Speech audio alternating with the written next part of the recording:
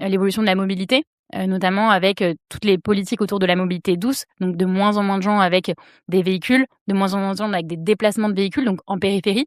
Donc on a en fait des clients qui vont être plus statiques dans leurs déplacements au global et donc des enseignes qui doivent s'adapter aussi au mouvement de leur clientèle. J'aime bien cet exemple de, IKEA avec qui on travaille. Je pense que vous avez tous en tête, les IKEA, classiques, standards, historiques, le gros cube bleu en périphérie, c'est la sortie du dimanche, on prend sa voiture, on y va, il y a un immense parking, tout est fait pour rester, longtemps, le restaurant, la garderie, c'est une vraie expérience et on voit en fait que on a fait une étude sur, les 15 dernières ouvertures d'IKEA en Europe, qu'ils ont complètement changé leur modèle d'implantation et ils vont être sur des formats beaucoup plus petits, heu, en centre-ville ou en ville en tout cas, sur lequel on va avoir beaucoup plus de commandes. Donc la les clients viennent, regardent en mode showroom, commandent après, mais ne restent pas plus de 1 ou 2 heures dans le magasin. Et en fait, ce qu'on observe là, c'est ce que j'expliquais tout à l'heure, c'est l'évolution des habitudes des clients et de la clientèle et comment l'enseigne va avoir la bonne analyse pour se dire: «Je fais évoluer, mes choix d'implantation, mes choix d'ouverture, mes choix de relocalisation». Et IKEA là-dessus, ils sont très forts, hein. Ils ont du coup su capter cette donnée-là, capter, ces mouvements-là pour évoluer avec l'évolution des flux de leur clientèle.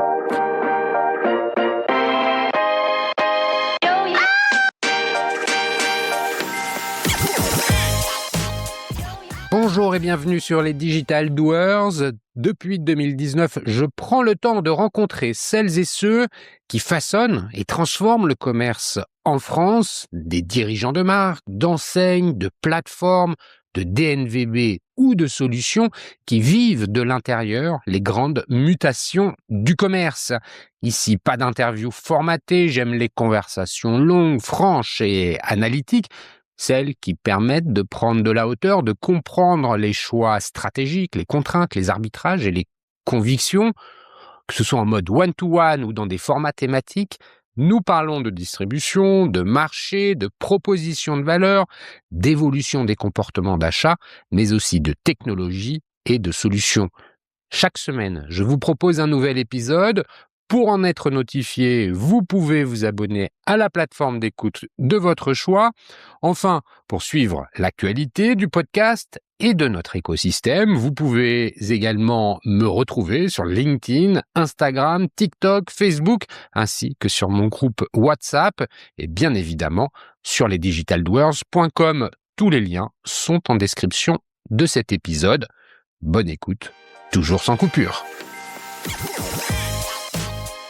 Pendant longtemps, le commerce physique s'est appuyé sur des fondamentaux relativement stables. Les zones commerciales s'installaient durablement, les centres-villes occupaient une place centrale dans la vie économique locale et les enseignes pouvaient construire leur développement sur des habitudes de consommation relativement prévisibles. Depuis quelques années, ces équilibres sont remis en question, les lieux de vie évoluent, les déplacements se transforment, certains territoires gagnent en attractivité tandis que d'autres peinent davantage à attirer consommateurs, commerces et investissements. Dans ce contexte, comprendre les flux devient un enjeu stratégique. Où les consommateurs se déplacent-ils? Quel territoire attire aujourd'hui les enseignes? Comment identifier les zones qui gagnent en dynamisme avant que les chiffres d'affaires ne le révèlent? Et que nous apprennent ces mouvements sur les transformations plus profondes du commerce et de la société? Pour répondre à ces questions et à plein d'autres, je reçois aujourd'hui avec grand plaisir Pauline Paris, Chief Marketing Officer de MyTraffic. Créée en 2016, MyTraffic est une entreprise française, comme son nom l'indique, spécialisée dans l'analyse des flux piétons et automobiles.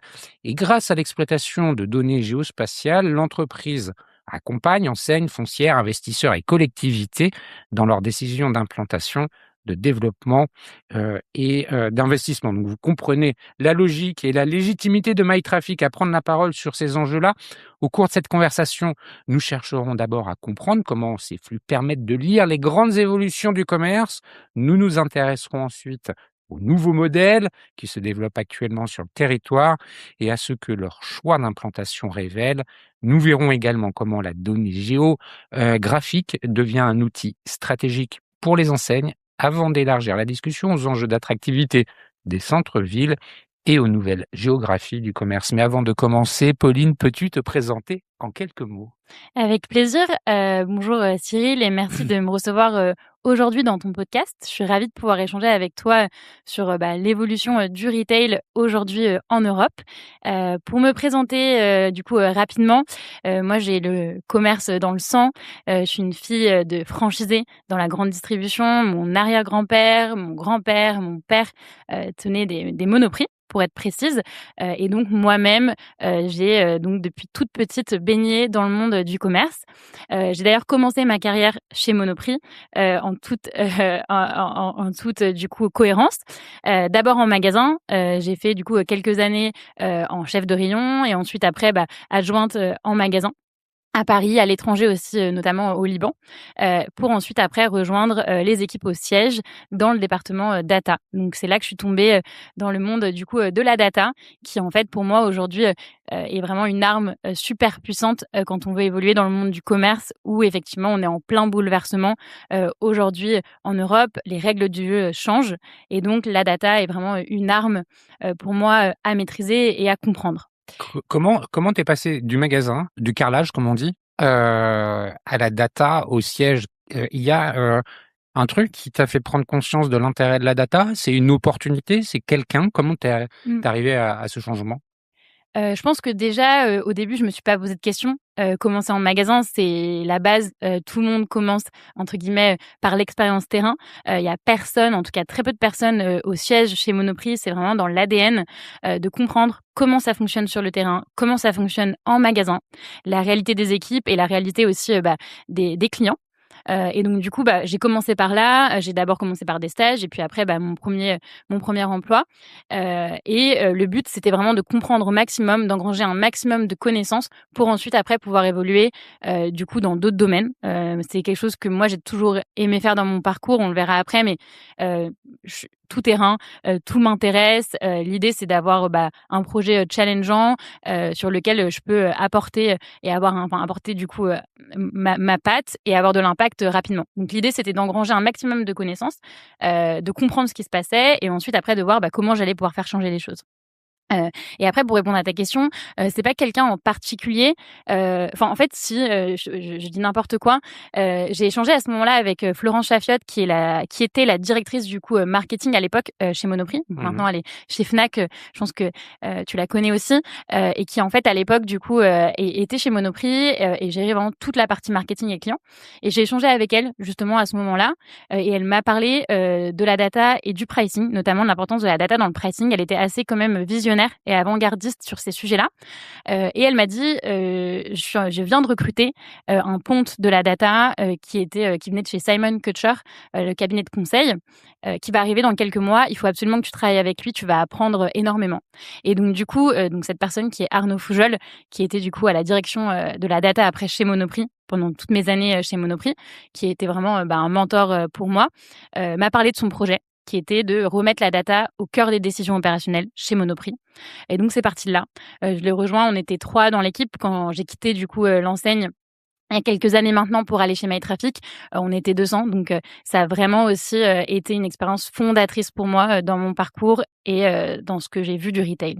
Alors on va s'arrêter 2 secondes sur MyTraffic pour comprendre réellement la proposition de valeur de Mmh. l'entreprise. Je l'ai rapidement, présentée en introduction, mais je pense que c'est un peu plus.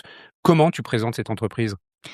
Moi, ce que j'aime dire, c'est que je ne vends pas de la data, je vends les mêmes armes aux acteurs du commerce physique que celles, des géants du e-commerce. L'idée, c'est vraiment ça. On entend souvent parler de la dichotomie, entre le e-commerce et le monde physique. On entend souvent parler, que le e-commerce va tuer le commerce, que les commerçants sont en train de mourir. Et donc la proposition de valeur de MyTraffic, c'est comment on vient combler ce gap, comment on vient réduire l'écart entre ce qui est proposé à des acteurs du digital. Donc, je pense que tu le sais, mais aujourd'hui, un site internet est traqué de tous les côtés. On a des informations sur qui vient, quand, comment, qu'est-ce que les gens achètent. Et ça permet d'avoir une expérience utilisateur, qui est optimale et donc d'optimiser la performance derrière. L'idée de MyTraffic, c'est vraiment de faire la même chose, pour aider le commerce physique dans sa mission. Comment on va choper la donnée? Ça, c'est très simple. La majorité de notre donnée, donc on a plusieurs typologies de données. Tu l'as dit tout à l'heure, le flux piéton, qui est la donnée cœur de MyTraffic historique, sur laquelle on a commencé à travailler il y a 10 ans maintenant et qu'on fait évoluer constamment pour la rendre de plus en plus fiable. Ça, la donnée, elle vient d'applications mobiles. Donc, quand tu es sur ton téléphone et que tu utilises une application gratuite, il y a derrière, quand tu donnes ton consentement pour le partage de ta donnée, une exploitation de cette donnée pour monétiser l'utilisation de l'application. Et donc, nous, on va venir acheter de la data à une centaine, voire des milliers d'applications partout en Europe pour ensuite, après, la travailler, l'extrapoler pour en faire des insights utilisables par nos clients. C'est la grande force aussi de MyTraffic, c'est que, à l'instar de ce qu'on peut avoir en magasin ou dans des centres commerciaux qui sont des capteurs physiques pour compter les piétons à l'entrée et à la sortie, là, on va avoir une donnée qui est disponible partout en Europe, sur toutes les adresses en Europe. Et donc, du coup, une largeur de jeu qui est assez incroyable parce qu'on va pouvoir comparer n'importe quel emplacement avec un autre emplacement, avec un autre concurrent. Donc, voilà. Donc, le terrain de jeu... C'est donc une donnée vivante parce que ça veut dire que constamment, vous allez... Elle est rafraîchie tous les jours. Donc, ouais. Tous les jours, on reçoit des milliers de points de données qui nous permettent de faire évoluer nos modèles derrière. De la même façon, on a un flux du coup véhicule qui nous permet, pareil, de pouvoir capter tous les mouvements en périphérie, donc hyper important aussi pour le commerce. Et là, du coup, on va avoir une source de données qui est la donnée de constructeurs automobiles, donc du coup directement issue des voitures, des trajets en voiture, sur lesquels on va pareil récupérer des points qui vont nous permettre de reconstituer derrière des trajets et puis des flux au global partout en Europe. Merci pour ces précisions et effectivement, je pense que les auditeurs sont sensibles à ce que tu racontes pour comprendre pourquoi on va pouvoir ensemble parler de quelque chose dont on ne parle jamais. Enfin, en tout cas, moi, j'en parle jamais et je suis heureux de pouvoir le faire. Justement, ces flux, à revenir sur une actualité, une réalité du commerce qui est celui du commerce physique. On en parlait en préparation de l'émission. Aujourd'hui, c'est plus de 85% du volume du commerce de détail qui est réalisé en magasin. Oui, il y a de l'omnicanal et oui, il y a de la préparation d'achat physique avec son téléphone en digital, mais plus de 85% des transactions s'effectuent en magasin. Donc l'importance du magasin est toujours d'actualité. Il est important de le redire. On voit beaucoup d'évolutions dans le commerce. Il n'y a pas une semaine où on n'en parle pas. Rarement, trop rarement en ce moment, avec quelque chose de positif. On en entend surtout une actualité un peu difficile. Cependant, j'aimerais qu'on parle de cette transformation du commerce au travers des flux. J'aimerais que tu me poses un peu le constat. Quand on regarde les données sur ces dernières années, qu'est-ce qu'on comprend de l'évolution du commerce? Déjà, effectivement, comme tu le dis, on entend beaucoup au quotidien parler de nouvelles plutôt négatives sur la santé du commerce en France, en Europe, et l'évolution du commerce physique. Ce qu'il faut savoir, c'est que nous, chez MyTraffic, on voit plutôt l'inverse, parce qu'on travaille du coup avec des enseignes qui généralement vont bien, sont en expansion, et du coup cherchent à s'étendre et à grandir. Donc ça, c'est le côté aussi très agréable chez MyTraffic d'avoir ce côté vraiment très positif. Et il faut le dire, il y a énormément d'acteurs aujourd'hui en France et en Europe qui vont bien, qui ouvrent, qui trouvent leur clientèle et qui derrière font du chiffre d'affaires et performent. Donc ça, c'est hyper important. Oui, parce que en fait, vos clients, c'est quoi? C'est les grandes enseignes qu'on connaît tous. Oui, je l'ai peut-être pas dit effectivement quand on a parlé de MyTraffic. Donc nous, nos clients, on va avoir 3 verticales principales. Le retail, donc là ça va être le commerce, donc les grandes enseignes que tout le monde connaît, des Sephora, des Five Guys, des McDo, des Paul, toutes les enseignes assez classiques. On va avoir des enseignes un peu plus niches, donc soit des enseignes DNDB qui ouvrent des magasins ou des secteurs très spécifiques en croissance, par exemple sur la pet food des Animalis par exemple, ou dans le fast food, la boulangerie ou le Krusty. Et après, on va avoir tout ce qui est real estate, qui est aussi un gros pan chez MyTraffic.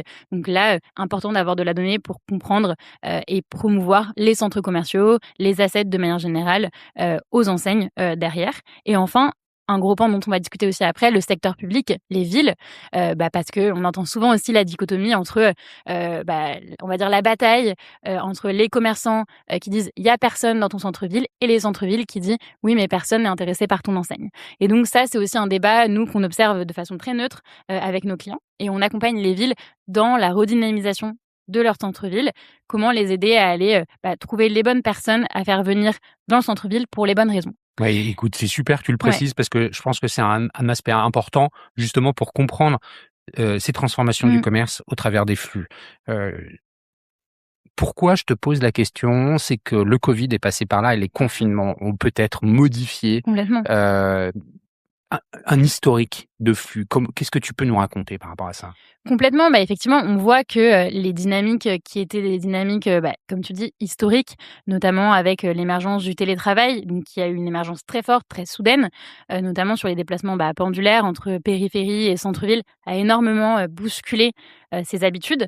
On voit que il y a un peu un retour, à la «normale» entre guillemets actuellement, mais ça a quand même bousculé énormément d'enseignes, dans leurs habitudes. Ça, c'est le premier point pour moi qui est important.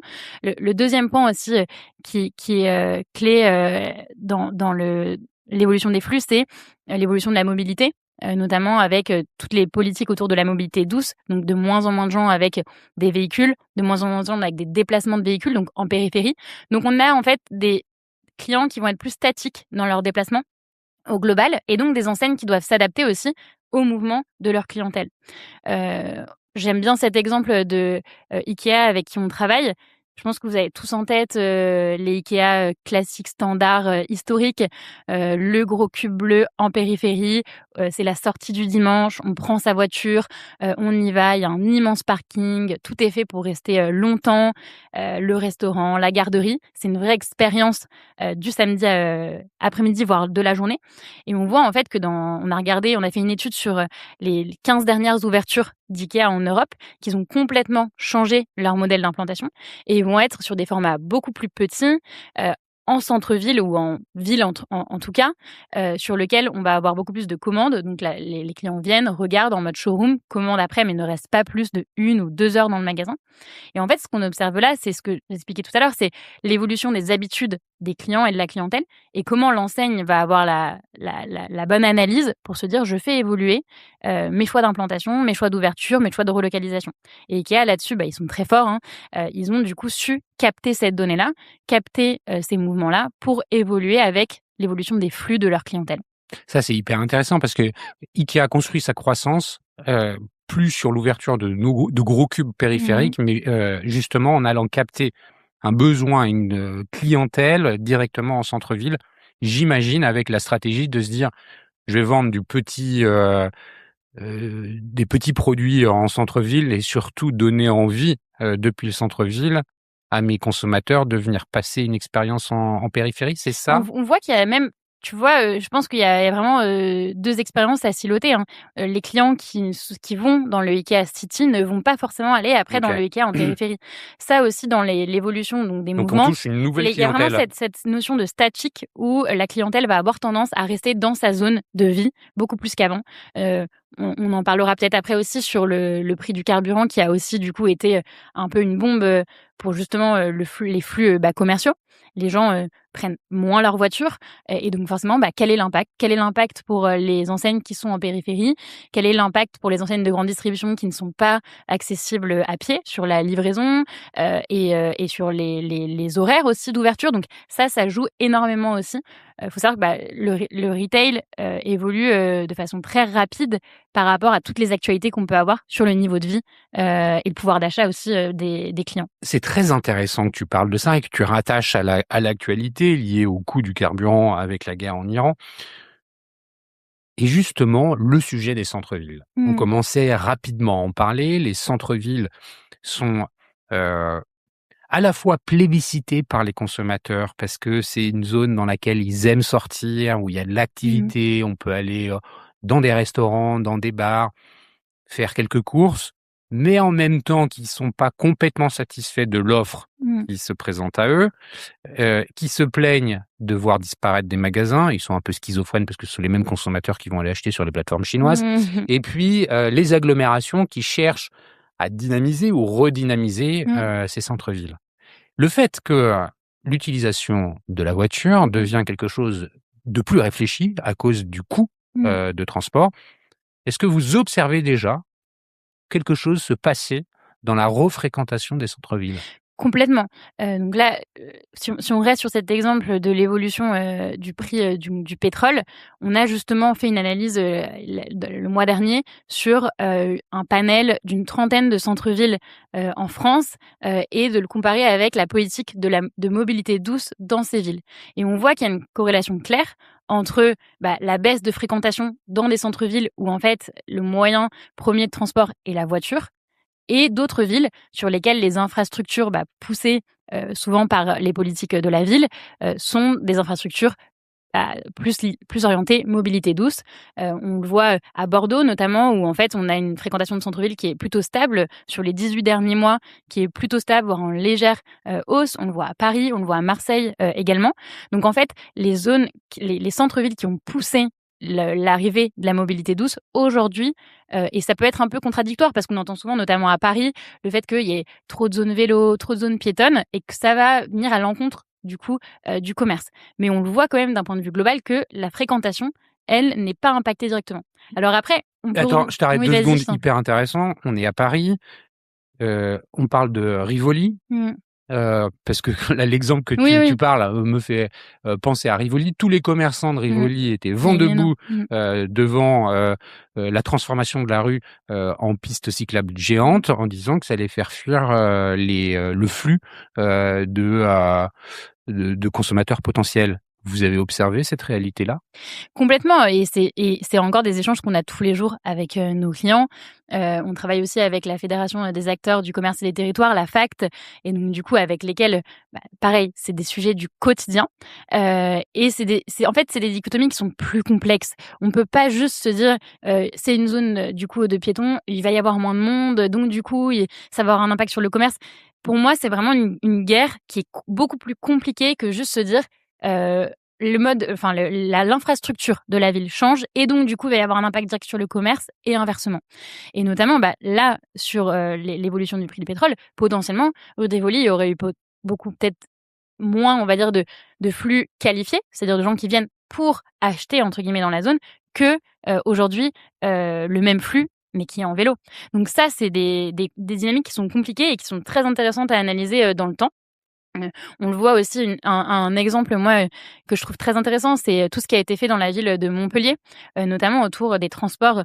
Donc, Montpellier a d'abord rendu les transports gratuits en 2023, et ça, pareil, ça a eu un impact direct sur le flux et sur la fréquentation en centre-ville. Je crois que c'est 6 mois, ils ont fait un bond de plus 20% par rapport à l'année précédente, tout simplement, via, en fait, un moyen qui est assez, simple, mais du coup qui a vraiment permis donc de redynamiser, le centre-ville avec une corrélation aussi sur les dépenses. Donc ça veut dire qu'ils sont allés chercher des gens qui allaient ensuite après, acheter du flux, qualifié et pas du flux uniquement de passage. De la même façon, Montpellier a fait un énorme travail aussi sur, la ligne de tram, je crois que c'est la numéro 5, sur lequel ils ont installé 16 kilomètres de tramway entre le centre-ville et les périphéries, et ça pareil, ça a bousculé la carte géographique, du flux, et ça a vraiment été un outil de redynamisation, dans le centre-ville, au global. Donc c'est plus compliqué que ça, de se dire, il y a une infrastructure, ça va changer la donne, et en fait, est-ce que c'est positif, est-ce que c'est négatif? Comme tu l'as dit tout à l'heure, c'est un écosystème qui est complexe et qui est complet. Qu'est-ce que l'analyse des flux Mmh. permet d'anticiper? C'est les indicateurs qu'on Mmh. voit qui permettent d'anticiper quelque chose? Là-dessus, je dirais que si on parle des acteurs du retail, ce qui est hyper important, c'est de ne pas regarder la donnée de façon, externe, et objective. L'idée, c'est vraiment d'abord de faire un travail, et c'est ce qu'on fait avec les enseignes avec lesquelles on travaille, de comprendre quels sont pour l'enseigne ses facteurs clés de succès. Qu'est-ce qui va faire que demain, si j'ouvre un magasin, ça va être un succès, et on va se baser à la fois sur les données du coup du, réseau de magasins. Donc, un IKEA, en fait, aujourd'hui, si on fait l'analyse de son réseau, quels sont les magasins qui sont en performance? Quels sont les magasins qui sont en sous-performance et pourquoi? Et on va regarder du coup aussi tous les mouvements de flux, autour du coup de ces magasins. Qui sont les gens qui viennent? D'où ils viennent? Est-ce qu'ils viennent du coup de 5, 10, 15 minutes autour du magasin ou de beaucoup plus loin? Donc on va faire une analyse vraiment complète du profil, sociodémographique, de la zone de chalandise, active, pour ensuite la répliquer ailleurs. Donc ce qui est hyper intéressant, c'est de comprendre quels sont les facteurs clés de succès sur ma zone et sur mes zones actuelles pour les répliquer ailleurs, sur des zones sur lesquelles, avec de la donnée, je suis capable de dire j'aurai les mêmes mouvements, le même type de clientèle, et donc j'ai de fortes chances de performer. Mais tu me tends la perche pour pouvoir, te poser la question justement, comment on fait pour choisir son Mmh. territoire quand on est une enseigne? Son territoire, ça peut être à la fois sa rue, Mmh. ou heu heu, je sais pas, son quartier ou sa banlieue Mmh. ou peut-être plus large. Comment on fait pour, maximiser les chances de succès? Et c'est vraiment cette notion de facteur clé de succès. Comprendre pour, la proposition de valeur de l'enseigne, quels sont les facteurs clés de succès qui vont permettre derrière de faire le bon choix. Donc c'est vraiment ce premier travail qui est important et là je te parle de clients, comme Five Guys ou Sephora qui ont, comme tu peux imaginer, des équipes entières qui travaillent sur ce sujet et qui vont venir intégrer, la donnée de flux à leur écosystème de données un peu plus global. Mais, j'étais encore hier, au téléphone avec, un acteur, du Mans qui a déjà 2 magasins, de madeleines, et qui veut ouvrir son troisième magasin, à Saint-Germain-en-Laye, je crois, et qui avait exactement cette même démarche. En fait, il connaît très bien le pattern de sa clientèle et il me dit: «Moi, en fait, voilà, j'ai besoin, d'une zone où, il y a beaucoup de flux, l'après-midi entre 16 heures et 18 heures. J'ai besoin d'une zone sur lequel, ça soit une zone de destination, donc avec des points, de transport, pas trop loin. J'ai besoin d'une zone, sur lequel les gens vont avoir un pouvoir d'achat plutôt élevé». Parce qu'il connaît, en fait, sa clientèle et il sait quels sont les facteurs clés de succès qui vont lui permettre de réussir derrière dans l'ouverture de son prochain magasin. Et c'est là que MyTraffic va t'aider aussi. Parce qu'il va lui, nous, on a la donnée sur toutes les zones et on va lui dire, OK, en fait, toi, tu sais ce que tu veux et voilà les zones qui correspondent à ton besoin. Donc et là, vous allez être capable de dire à un acteur comme celui-là ou à un Mmh. autre, dans cette ville, on va te conseiller plutôt, tel endroit ou ça. Ça dépend. En fait, là, on peut être, comme tu disais, plus ou moins large. On a des clients avec lesquels on travaille, qui vont être vraiment, au niveau, d'un maillage très haut du territoire, même des pays parfois, hein. On a de la donnée dans 16 pays en Europe aujourd'hui. On en parlera peut-être après. Il y a des nouveaux territoires qui sont des territoires d'observation, parce qu'ils sont en forte croissance aujourd'hui pour les acteurs du retail, hein, comme la Pologne, par exemple, où on voit qu'il y a une population de plus en plus aisée qui recherche des enseignes, européennes. Et Donc on attends, va c'est hyper je m'arrête 2 secondes, c'est hyper intéressant ce que tu dis. C'est-à-dire que pour, envisager un déploiement, pour envisager une croissance, de son réseau, une enseigne peut se dire: «Avant toute chose, je vais analyser les flux». Ah complètement, c'est l'étape numéro 1 et je pense Mais que qui coule pas forcément de source, parce qu'on peut se dire: «On va regarder les critères économiques d'un pays, mmh, la concurrence», c'est en fait, c'est un écosystème, hein. Le flux, c'est une variable, derrière, parmi un ensemble de données. Mais, mais c'est hyper intéressant de si on l'analyser comme enfin pour ça. moi, la phrase qui résonne en moi quand tu me dis ça, c'est le motto un peu du fondateur donc de McDonald's qui est, location, location, location. C'est, ça reste clé. L'emplacement aujourd'hui reste clé et on le voit aujourd'hui, pareil, je regardais hier, une statistique qui est intéressante, par mois en France, il y a 200, boulangeries qui ferment et à peu près pareil qui ouvrent. C'est juste énorme et en fait, à 25 mètres dans une rue, potentiellement, le résultat n'est pas du tout le même. Donc, oui, même au niveau de l'implantation dans un pays, hein, pour des clients avec lesquels on travaille qui sont sur une stratégie, j'en parlais encore hier aussi avec, Honor, l'équipe, les salles de sport qui sont un peu partout en Europe. Pour eux, c'est clé de savoir du coup, où s'implanter, dans quel pays, où est-ce qu'il y a de l'attraction, commerciale et ensuite après qu'on les accompagne dans des pays où ils ne connaissent pas le territoire, sur les bonnes zones. Et encore une fois, le flux est une variable. Par exemple, nous, on a aussi des données, donc de toutes les données, de points de vente et d'environnement commercial. Tu as des marques qui veulent ouvrir absolument à côté d'un Zara parce qu'elles savent que la clientèle est la même. Donc voilà, c'est vraiment ces facteurs clés de succès, les comprendre et nous, on va ensuite, utiliser la donnée pour, trouver la bonne zone. Mais ça peut être au niveau d'un pays, ensuite au niveau d'une ville aussi, et ça peut être ensuite après dans une logique plus de vérification. Aujourd'hui, les responsables de développement, les responsables d'expansion dans les enseignes, on travaille aussi, beaucoup avec Franprix, donc Julie Garcia qui était responsable de la franchise, là-bas, nous expliquait que dès qu'elle avait un dossier de franchise qui lui arrivait, elle faisait du coup une analyse sur MyTraffic pour savoir si c'était, intéressant ou pas et elle venait le ranker, par rapport aux locations, existantes. Donc il y a vraiment cette logique aussi de soit je suis à un niveau, très high level, soit je vais être au niveau micro. On me propose un emplacement, est-ce qu'il est intéressant ou pas par rapport à mon réseau existant et par rapport au profil de cette Pour emplacement. aller dans ce sens-là, il y a aussi, l'expérience qu'on propose en magasin qui va jouer sur le flux. Ah complètement, évidemment et là, ça dépend si on est une enseigne de destination ou plutôt d'opportunité. L'enseigne de destination, c'est le rêve, hein, à partir du moment où effectivement on a une expérience en magasin qui donne aux gens, envie de se déplacer, c'est la clé, évidemment et donc là-dessus, c'est de trouver aussi le bon endroit de destination, potentiellement avec une zone pour un parking, potentiellement une zone avec, j'en parlais tout à l'heure, des transports, pas loin donc la bonne zone pour mettre ton commerce de destination. Mais évidemment, l'emplacement, c'est une variable. L'expérience en magasin reste derrière clé et notamment peut-être sur la conversion. C'est-à-dire que c'est pas parce que je viens que j'achète. Et ça, c'est très bon, ça, vous avez peut-être pas forcément la donnée, la conversion? On le travaille avec nos clients et donc du coup, on travaille sur tout le funnel avec nos clients pour justement réconcilier la donnée donc de trafic, de flux et de captation derrière ensuite et de conversion. Donc aujourd'hui, vous êtes capable de me dire, globalement où ça marche, quel concept marche et quel secteur marche? Est-ce que tous, les secteurs fonctionnent de Mmh. la même façon ou pas?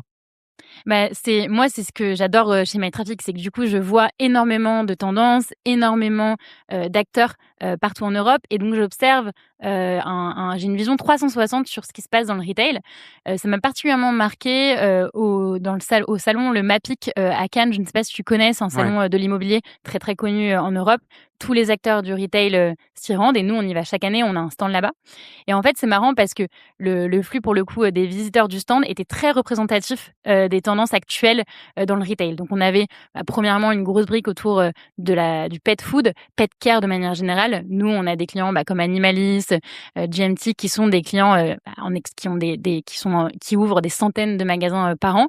Parce qu'aujourd'hui les gens, dans leurs, arbitrages, de budget, la dépense, pour leurs animaux reste une priorité et c'est un secteur qui aux États-Unis a explosé pendant des années et qui arrive très fort, en C'est-à-dire ils Europe. sont prêts à dépenser moins dans l'alimentation pour eux au bénéfice de leurs animaux? Complètement et c'est d'ailleurs, marrant Super parce bien. qu'on voit, hein, le levier prix dans la grande distribution, c'est un levier qui est énorme, hein, la bataille des prix, Leclerc, Intermarché, Lidl, c'est, le levier numéro un. Donc nous, chez Monoprix, c'était un peu moins, le levier, hein. J'avais l'avantage de travailler sur d'autres leviers, que celui du prix. Mais les gens, oui, se battent pour des centimes sur l'alimentaire, ce qui est normal, hein, aujourd'hui, je veux dire que ça reste un poste de dépense, qui est ultra important dans les budgets, donc c'est normal. Mais par ailleurs, potentiellement dans les mêmes, budgets, on va avoir tendance à plus dépenser, dans, le soin, des animaux et l'alimentation des animaux. Donc ça, c'est une grosse tendance quand même, on le voit, on a des acteurs aussi, allemands, j'ai plus en tête, le nom, mais qui ouvrent des magasins, Maxiso, ça me revient à la pelle. Donc ça, c'est une des grosses tendances quand même, qu'on observe.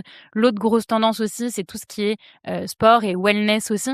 Vous l'avez peut-être vu aussi passer, mais à Paris, on commence à avoir des concepts comme la contraste thérapie, qui ouvrent avec, Qu'est-ce que tout c'est? cette c'est, du coup tout un concept autour du contraste entre le chaud et le froid, avec des bains froids et des saunas et donc d'alterner en fait les 2, ça, a des bienfaits, visiblement, hein, je l'ai jamais testé, j'ai envie de le tester, pour le corps, et donc du coup, ça va être des lieux donc de bien-être qui vont, avoir à la fois des saunas et des bains froids. Il y en a là dans les 6 derniers mois, 2 acteurs, à Paris qui ont ouvert, Saint-Roch, rue Saint-Roch et Reset aussi, club, qui sont du coup, des tendances qu'on voit arriver et popper un peu partout. Nous, on a des demandes entrantes, on voit parfois des concepts qui, avant même d'arriver en France, viennent se renseigner sur le maillage territorial et ça, c'est quelque chose qui arrive très fort.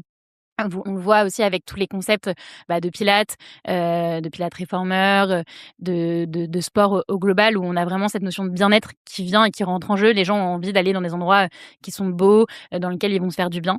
Donc ça, c'est une grosse tendance aussi. Le sport de manière générale aussi, hein, c'est, une valeur sûre. On voit les concepts comme le paddle, qui émergent. On a énormément de clients, qui aujourd'hui clients, prospects qui nous demandent de la data pour l'ouverture de terrains de paddle partout, en France, partout en Europe. On en parlait juste avant l'épisode, mais l'Aerox aussi, et donc du coup qui est aussi une des grosses tendances sur lequel on voit énormément d'acteurs se positionner, chercher les L'Aerox, attends, tu me l'as expliqué, je vais essayer tu vas me dire si je me suis trompé ou pas dans ce que j'ai retenu. C'est, l'idée de mélanger, le running avec, du crossfit. exactement, donc c'est, un mix entre, 8 tours de course et entre chaque tour, une étape, de CrossFit et donc ça, pareil, énormément de concepts qui se créent autour de ça. C'est marrant parce que dans le sport, dans le bien-être et on peut l'élargir au leisure aussi après, hein, tout ce qui est parcs d'attractions, trampoline park, on voit aussi comme par exemple l'Atelier des Lumières à Paris, donc c'est des musées virtuels. Tout ça, c'est aussi une grosse tendance, le leisure qui se développe notamment en centre commercial. Ici, on n'est pas sur la guerre des clients. C'est des concepts sur lesquels ils ont pas de mal à aller chercher des clients, mais sur la guerre des mètres carrés. Où est-ce qu'on va avoir, trouvé le meilleur local, le meilleur emplacement au meilleur endroit pour avoir derrière un ratio, d'effort un taux d'effort qui est le plus optimisé, donc entre loyer, et chiffre d'affaires. Moi, je suis impressionnée par le nombre d'acteurs que je rencontre, au quotidien, que je vois la traction commerciale sur ces concepts-là. C'est très intéressant que tu nous expliques ça et quand je t'écoute parler, je comprends que la donnée, est utilisée pour pouvoir prendre des décisions, d'implantation. Mmh. Donc on est sur quelque chose de réfléchi, et conjoncturel, c'est-à-dire prend une décision d'ouverture, Mmh. une fois. Mais cette donnée, comment elle est exploitée, dans la durée? Comment en fait, un retailer peut, s'intéresser à ça? Comment il Mmh. monitore des évolutions de flux et en quoi c'est stratégique? Mmh. Non, c'est un super bon point. Effectivement, là, j'ai beaucoup parlé d'expansion, mais nous, derrière, nos clients, on les accompagne, sur, plusieurs années, hein. Ils viennent pas uniquement chez MyTraffic pour avoir une donnée à un moment T. Je parlais de Franprix tout à l'heure, c'est un très bon exemple. Franprix, ils nous utilisent pour suivre tous leurs magasins et notamment tous leurs magasins de franchisés. Tout simplement pour répondre à une question qui est: quand il y a une sous-performance ou une surperformance, comment on va lire en fait cette sous-performance ou cette surperformance et qu'est-ce qu'il y a derrière? Quels sont les facteurs de sous ou surperformance? Et notamment du coup, Julie nous expliquait, donc notre contact chez Franprix qui est directrice, de la franchise, que, sur un des magasins, ils avaient, sans cesse, ils étaient en sous-performance depuis plusieurs mois, plusieurs années, et le franchisé leur disait: «Non mais c'est parce que j'ai moins de trafic, moins de flux, il y a eu des travaux devant la zone» et cetera. Et en fait, pour eux, c'est très compliqué de se dire: «Mais d'où vient le problème? Est-ce que c'est l'équipe sur place? Est-ce que c'est l'offre qui est pas adaptée? Est-ce qu'effectivement c'est le flux devant la zone?» Et nous, on va venir les accompagner sur ça. Leur donner du coup des éléments pour pouvoir comparer leurs magasins entre eux, se dire: «En fait, là, tu as le même trafic entre le magasin A et le magasin B. Sur ce trafic, la qualification, elle est à peu près la même. Même pouvoir d'achat des visiteurs, même, pondération entre hommes et femmes, même pondération entre touristes et visiteurs». Donc on va rentrer dans ce niveau-là de granularité qui va permettre d'ailleurs aux opérationnels de pouvoir, comprendre de façon très fine, la surperformance ou la sous-performance. Et notamment sur un des magasins Franprix, elle nous disait que, ils avaient compris qu'il y avait, une vraie décorrélation sur l'offre, où, il y avait une clientèle qui était à la recherche plutôt de services et au moment où ils avaient du coup mis en place dans leur Franprix, donc Franprix sont très bons aussi dans ça, tout ce qui est du coup offre de services avec une offre boulangerie, une offre rôtisserie, une offre de lockers. Oui, ils sont capables d'adapter, Ils ont adapté leur offre en fait au flux et ouais, donc c'est ça, enfin chaque point de vente, exactement. il ressemble pas forcément à un autre. Exactement. Et donc du coup, la donnée de flux, elle les a aidés. Et la donnée de flux, de manière générale, en MyTraffic, je synthétise quand j'ai dit de flux, mais la donnée d'environnement commercial les a aidés à comprendre ce qui marchait, ce qui marchait pas, et à adapter derrière leur offre, à la zone, et à la zone de chalandise. Ouais, c'est très intéressant de savoir que en analysant le flux, on va pouvoir modifier l'expérience en point de vente. On parlait de Complètement. l'expérience en point de vente. Mmh. Il y a le concept même du retailer qui, va proposer une expérience, quand on va chez Zara, où que ce soit, on a la même expérience. Mmh. C'est travaillé. Mais tu en as d'autres qui vont pouvoir l'adapter. Tu viens de l'expliquer avec Franprix Complètement. et donc cette Pareil donnée. pour Decathlon aussi, hein, si on reprend un autre exemple, hein, Decathlon, à la fois dans la stratégie, d'IKEA, où ils ont adapté, des formats, de centre-ville, hein, des Decathlon City. On a travaillé avec eux, chez MyTraffic sur comprendre, donc dans chaque Decathlon, pardon, City, quelle est la bonne offre par rapport au profil des visiteurs. Hyper important. Est-ce qu'on va mettre plutôt, une offre ski, une offre running, une offre, donc il y a des choses qui paraissent évidentes, mais il y a des choses qui sont beaucoup plus en fait, souterraines et il faut une analyse très granulaire de la zone de chalandise pour comprendre quelle va être la bonne offre, au bon endroit. Donc ça va être vraiment ce travail-là. Et après, il y a un autre pan, on va dire, c'est une autre version du travail que les retailers vont faire, c'est, ensuite, une fois qu'on a fait ce constat-là, qu'on a potentiellement adapté notre offre, comment on va mesurer derrière, l'impact des campagnes marketing qu'on va faire, de recrutement de clients. Alors ça, c'est très intéressant parce que ça me permet de te poser la question suivante. Est-ce que, on peut compenser des faiblesses, par du marketing et y voir une influence sur le flux? Je dirais pas forcément compenser des faiblesses, mais c'est plutôt aller taper, au bon endroit, auprès de la bonne personne. C'est-à-dire que typiquement, et ça marche pour un centre-ville ou pour une enseigne, En fait, une enseigne va analyser, le profil de ses visiteurs et va se rendre compte que, par exemple, il y a, aucun visiteur qui vient de plus de 15 minutes à pied de sa zone. Et bah, là, il a tout intérêt à aller faire une campagne marketing de recrutement, sur des zones un peu plus éloignées. Donc que ce soit offline ou online, hein. Online, les 2 fonctionnent, hein. On a des clients aujourd'hui qui utilisent nos données pour ensuite après adapter leur campagne méta, pour aller cibler du coup des zones géographiques spécifiques et de la même façon du coup en drive to store, donc aller cibler des zones pour faire du marketing sur des zones où ils savent qu'ils ont des white space en fait. Ils savent qu'ils recrutent pas, ils ont Et ça, pas ils te de clients. disent le résultat Ah qu'ils complètement. obtiennent? Et ben, ils mesurent du coup le flux avant-après et nous on a l'origine la provenance en fait des visiteurs. Donc on sait d'où les gens viennent et donc du coup, ils vont pouvoir voir, en fait, est-ce que dans cette zone où j'ai fait une campagne marketing online ou offline très forte, d'un mois sur l'autre, j'ai eu du trafic visiteur ou pas. Donc ça leur permet de vraiment pouvoir mesurer l'impact avant-après et adapter.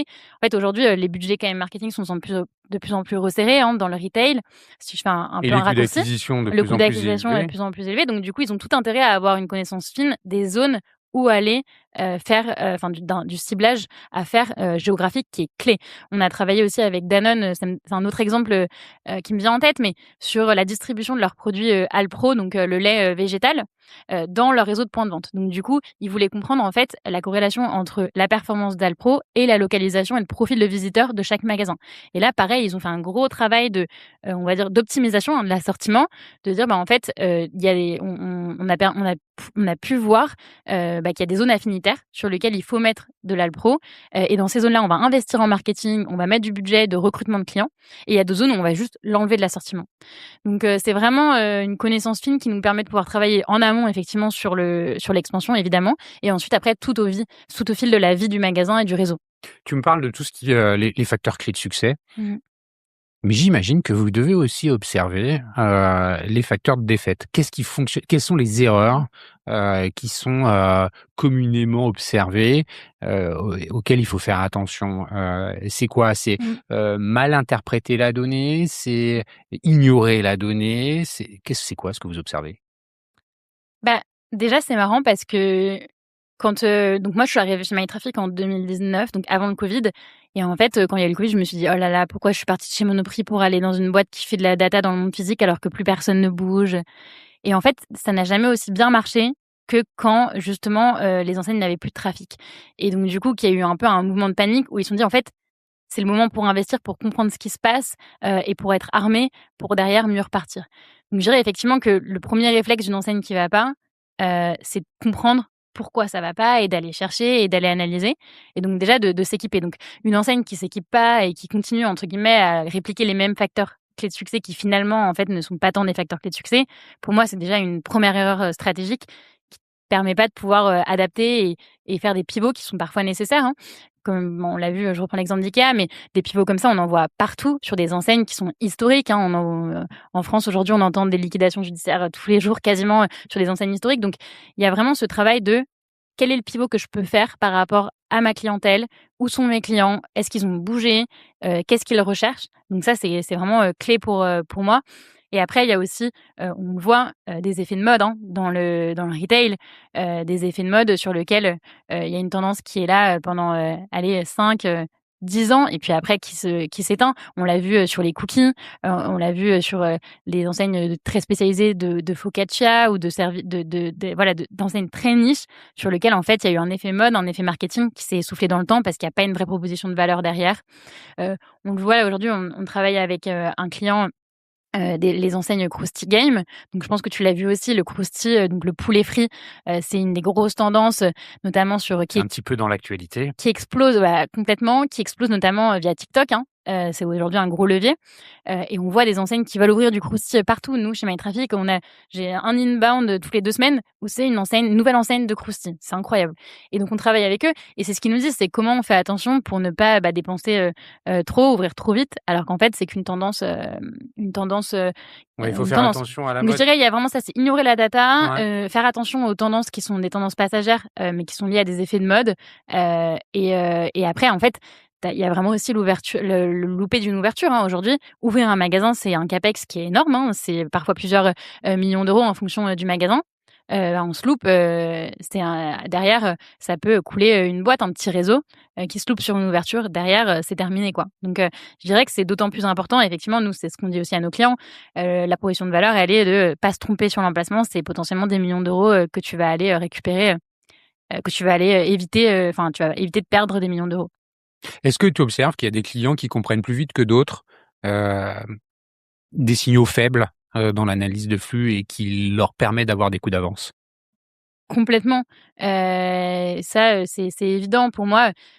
Il y a des enseignes qui sont des enseignes à succès, qui ont leurs recettes, qui fonctionnent. C'est déjà donc effectivement des enseignes qui se remettent en question, qui analysent les tendances, qui ont ce coup d'avance-là et qui ont des recettes qui fonctionnent, des recettes magiques. Là, quand tu me dis ça, heu, nous on travaillait avec, Five Guys. Moi, c'est une enseigne que je connaissais pas particulièrement, j'étais pas particulièrement, cliente, et en fait, j'ai fait toute une journée, chez eux en magasin, enfin en restaurant du coup, pour comprendre, leur métier et comprendre comment utiliser la donnée de MyTraffic. Et ce qui m'a marqué, c'est effectivement, la recette derrière du succès. Ils mettent un accent énorme sur la qualité des produits. Tout est fait, maison, sur place, le matin, les frites, le pain, et derrière, en fait, c'est ça qui fait vraiment, la qualité et le succès de l'enseigne. C'est-à-dire qu'ils ont un taux de récurrence qui est énorme. Les gens qui viennent reviennent et reviennent souvent et en fait, c'est là leur force. Ils dépensent quasiment zéro en marketing. Je pense que tu as jamais vu une campagne Five Guys dans le métro ou à la télé ou sur les réseaux. Mais derrière, leur force, c'est la qualité de leurs produits et ils n'en parlent pas. Et donc du coup, ça, c'est ce qui m'a enfin, c'est vraiment pour moi des enseignes comme ça, qui ont su trouver un peu leur arme secrète, et qui, ont un coup d'avance. Donc ça paraît tout simple, hein, pas de marketing et on met tout l'argent sur la qualité des produits et ensuite après sur, la fiabilisation de nos clients, mais ça fonctionne. Pareil, une autre marque pour moi qui m'impressionne, dans sa stratégie, de développement, c'est la marque Avril, donc les cosmétiques, bio, donc avec laquelle on travaille aussi, qui ont une, stratégie forte sur, le discount. Pareil, le discount, sujet de débat, dans les médias et dans la grande distribution et dans le retail, qui est devenu en fait un faux levier de prix, hein. On en fait des promotions, tout le temps, partout, à l'appel et donc du coup, le prix n'a plus vraiment de sens, hein. Chez Monoprix, c'était un sujet pareil du quotidien. Avril, eux, ils ont fait le choix de ne pas faire de promotion, jamais, d'avoir des prix qui sont les mêmes partout et des prix qu'ils estiment justes, sur lesquels il y a pas de promotion et Tout au long donc de l'année. tout au long de l'année et ça pareil, donc ils ont aussi des produits qui sont très qualitatifs, donc ils sont positionnés sur un segment, du cosmétique bio qui est un segment en croissance, mais ils ont su, prendre la place et la garder et la conserver.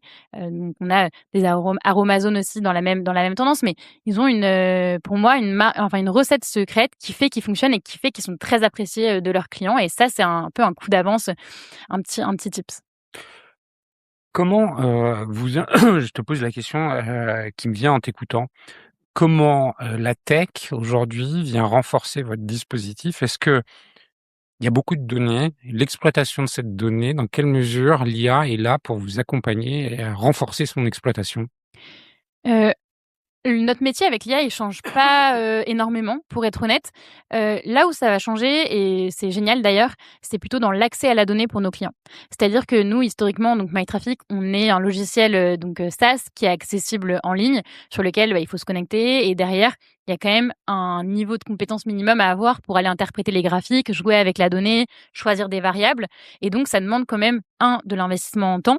Il faut, heu, se motiver pour aller sur l'outil, comprendre comment ça fonctionne, jouer avec les variables et aussi certaines compétences, basiques d'informatique et d'analyse de la donnée. Ça, j'ai été en magasin, comme je te l'ai dit tout à l'heure, quand en fait on sort d'une journée, en magasin, on n'a pas envie d'aller se connecter, on n'a pas le temps, c'est pas dans nos priorités et donc ça, c'était un vrai sujet de, MyTraffic, on avait un sujet d'utilisation par nos clients. Comment on fait pour que ça rentre dans leur routine, et que ce soit simple pour eux d'avoir accès à cette donnée? Et là, l'IA, nous a permis de sortir un nouveau produit, qui s'appelle Genie, qui est vraiment, conçu pour être, le consultant, de l'utilisateur. L'utilisateur va pouvoir lui poser n'importe quelle question dans un langage naturel, comme sur ChatGPT, tu pourrais le faire avec ChatGPT, et en un clic, du coup, il va avoir une réponse. Donc, Ouais, ça va bien. ça chamboule en fait la façon dont on va, se connecter avec nos clients et les clients vont utiliser MyTraffic. Et on le voit déjà, notamment sur toute la partie du marché plutôt ce qu'on appelle tiny ou franchisé, où en fait ils ont pas d'équipe dédiée au développement ou dédiée à l'analyse de la donnée, hein, comme dans toutes les enseignes que j'ai mentionnées avant, mais ils vont avoir besoin de cette data-là. Et donc avoir un outil comme MyTraffic où peuvent poser des questions depuis leur téléphone, dans leur voiture, entre deux rendez-vous, c'est hyper utile. Le, où tu parlais tout à l'heure, je reviens sur le sujet du centre-ville, du cas de Montpellier. Mmh. Tu m'as cité, d'autres cas de ville d'ailleurs avant qu'on en commence à enregistrer. Comment, le chantier, est, initié et quels sont les objectifs qui sont fixés quand vous commencez à Mmh mh. travailler, avec une, agglomération sur, les centres-villes? Heu Donc oui, effectivement, moi, c'est des projets que j'aime beaucoup et que je trouve très intéressants, chez MyTraffic parce que déjà, c'est des projets, moyen long terme, hein. On n'est pas sur une ouverture de magasin, entre guillemets, même si une ouverture de magasin, ça reste quand même pas un choix qui se fait en 2 secondes. Mais là, on est vraiment sur du temps long et donc comment ça fonctionne? Bah, on travaille du coup avec l'équipe, en charge de l'animation de la ville. Donc ça va être soit la municipalité, soit la CCI, soit, tout simplement la mairie, et derrière, l'idée, c'est de pouvoir d'abord faire un bilan, en fait, de la dynamique, pardon, du centre-ville et de la ville de manière générale. Et ensuite, on va travailler avec les équipes pour comprendre ce qu'ils veulent optimiser et pourquoi. Et donc là, tu prends à la fois les flux piétons et les flux automobiles? Les 2. Donc, par exemple, effectivement, je regarde enfin, j'ai échangé avec notamment la ville d'Alès, il y a quelques semaines, qui ont, travaillé sur un énorme projet de rénovation des halles de l'Abbaye, qui est des halles de l'Abbaye, qui est un gros enfin, des halles, en fait, en centre-ville, sur lequel ils ont fait un énorme travail de rénovation pour notamment, aller attirer dans leur centre-ville des profils qui étaient plus forcément, visiteurs du centre-ville, donc qui étaient plutôt en périphérie et qui n'avaient aucune raison de se déplacer. Et donc avec tout l'investissement qu'ils ont fait de rénovation pour donner envie aux gens de venir et de refréquenter, ces halles, on a vraiment vu une évolution du trafic en centre-ville. Je crois que c'était plus 20 en 2 ans, quelque chose comme ça. Donc c'est du temps long. Ils ont compris, qui étaient les gens qui ne venaient plus. C'est les gens qui venaient avant, mais qui ne venaient plus. Ils l'ont vu dans l'évolution du trafic, dans nos chiffres. Ils l'ont vu ensuite comme une priorité. Donc ils ont, à la fois travaillé sur les infrastructures hyper importantes qui vont permettre aux gens d'avoir une raison de revenir et ensuite sur le recrutement. Donc comme Montpellier a pu le faire avec les transports gratuits ou, des nouvelles lignes de transport ou des programmes qui donnent envie aux gens de revenir. Et donc c'est ça qu'on va travailler avec les villes. Par exemple, on travaille avec des villes, vraiment de toute taille. C'est ça qui est très intéressant aussi, ça nous permet d'avoir un paysage assez global. Une ville, par exemple, comme Thionville, qui a réduit sa vacance commerciale de 10 pareil, je crois en 1 an, en travaillant justement sur la promotion de la ville. Ça, c'est quelque chose qu'on aime beaucoup faire aussi. On l'a fait avec Montélimar, il y a pas longtemps. Comment mettre en avant, les assets de la ville pour donner envie, aux commerçants de s'y installer. Et donc du coup, avec les données, on va construire un panel, un petit bilan sur l'attractivité de la ville. En fait, le pouvoir d'achat des visiteurs, quand est-ce que les gens viennent? Est-ce qu'ils viennent plutôt le week-end? Est-ce qu'ils viennent plutôt, la semaine? Combien ils dépensent? Qui sont ces gens? D'où ils viennent? Et donc on va aider les villes à promouvoir leur centre-ville, à réduire leurs vacances commerciales, qui est un sujet, pareil, très, très chaud du moment. Si, pour conclure notre conversation, je te posais la question, c'est quoi les évolutions auxquelles il faut qu'on s'attende? Je sais pas, sur les nouveaux usages de la donnée, sur, les nouveaux acteurs qui viennent vous chercher pour prendre de la donnée auxquels vous ne vous attendiez pas ou, des demandes un peu, nouvelles qui sont peut-être, des signaux faibles? Comment on voit, Mmh. ces évolutions-là? C'est une bonne question. Pour moi, déjà, c'est, le enfin la conclusion, c'est vraiment le commerce n'est pas en train de mourir. C'est vraiment quand même la bonne nouvelle et on voit une traction. Moi, je le vois tous les jours via les demandes qui sont entrantes sur MyTraffic, des gens qui ont des projets avec des tailles très différentes, hein, que ce soit des mastodons. On voit des acteurs américains qui arrivent, des acteurs, par exemple comme Vuori sur les lunettes, comme, Figs sur de l'habillement médical, donc des magasins, d'habillement médical, donc des acteurs très spécifiques aux US qui veulent s'implanter, en Europe, en France. Et après, on a aussi énormément de petits projets, de franchisés, d'enseignes, de nouvelles enseignes, donc que ce soit, j'en parlais de la Madeleine, de la boulangerie, des restaurants. Et donc ça, c'est pour moi une dynamique et une ADN française, qui est, encore très présente, et qui est pas du tout, en train de s'essouffler. Donc après voilà, il y a un turnover, ça c'est une réalité, et donc du coup, c'est comment on continue d'accompagner au mieux ces acteurs-là et à leur donner, les meilleures armes pour prendre les bonnes décisions. Donc voilà, donc je dirais vraiment c'est cette dynamique, comment on continue à la faire grandir En France, on n'en a pas parlé avec toute la polémique, de Shein et l'arrivée d'un acteur comme Shein, en France, on voit que c'est quand même globalement, rejeté, hein, par la clientèle, française. Aujourd'hui, c'est pas un Enfin, il succès. s'est rejeté, mais en même temps, il y en a 40 de la population française qui a acheté Qui sur commandent en Shein. ligne complètement, mais en tout cas en commerce physique, aujourd'hui, nous, on l'a regardé, on l'a analysé, hein, les retombées sont vraiment pas bonnes sur le flux.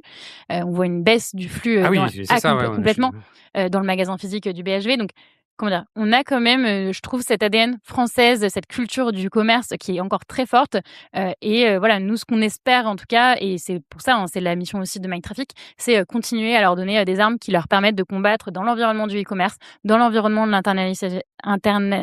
internationalisation, de la dynamique, en ville. Eh ben, écoute, Pauline, merci beaucoup pour, cet échange. Si on veut, rentrer en contact avec toi, c'est quoi? LinkedIn comment on Oui, fait? LinkedIn, donc Pauline Paris, comme la ville de Paris, c'est très simple, parfait. mytraffic, .fr, c'est ça? mytraffic.fr. Merci en tout cas beaucoup pour la qualité de cet échange. Merci, chers auditeurs, pour, votre fidélité et puis, pour, les messages de soutien que vous, continuez de m'envoyer. Je vous rappelle que vous pouvez vous abonner sur toutes les plateformes d'écoute au podcast Les Digital Doers, Spotify, Deezer, Apple Podcast, Amazon Music, YouTube bien sûr dans sa version audio et vidéo. Abonnez-vous à la newsletter, pour recevoir, chaque vendredi la revue de presse et la synthèse de l'actualité, du retail et du e-commerce dans votre, boîte email. Je vous dis à bientôt. Merci encore. Merci Cyril. Merci.